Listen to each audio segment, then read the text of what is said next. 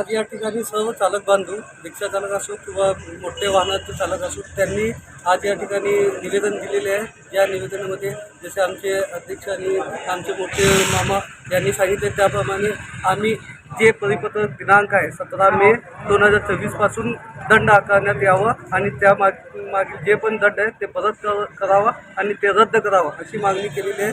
जरी असं होत नसेल तर पूर्ण महाराष्ट्रात आम्ही एका मोठं आंदोलन छेडू आणि त्या आंदोलनामागे याचं सर्व जबाबदारी हे शासनाची असेल आणि सर्व चालक बांधव एकत्र येऊन या कायद्याला विरोध करतील अशी आमची अपेक्षा आहे।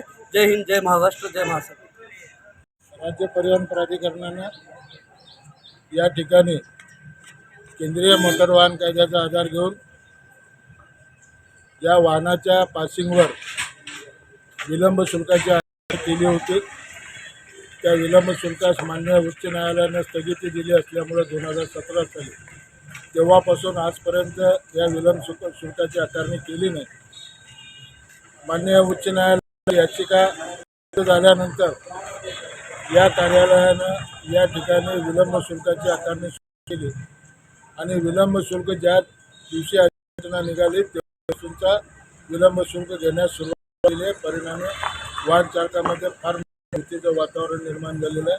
तुमच्या माहितीनुसार काही वाहन चालकांना 80,000 तर लाख रुपये इतका दंड विलंब शुल्क या ठिकाणी द्यावा लागलेला आहे।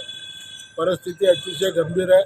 अशा परिस्थितीमध्ये माननीय परिवहन आयुक्ताच्या परिपत्रकानुसार कुठलाही विलंब शुल्क पूर्वलक्षी प्रभावाने घेण्याचं प्रयोजन नसताना हे कार्यालय या ठिकाणी पूर्वलक्षी प्रभावानं दंडाची वसुली करत आहे।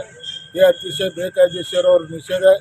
याचा मी तमाम रिक्षा संघटनेच्या वतीनं या ठिकाणी निषेध करतो आणि आज आम्ही या ठिकाणी मागणी केलेली आहे शासनाकडे व प्रशासनाकडे की या विलंब शुल्काबाबत तातडीनं निर्णय घेण्यात यावा।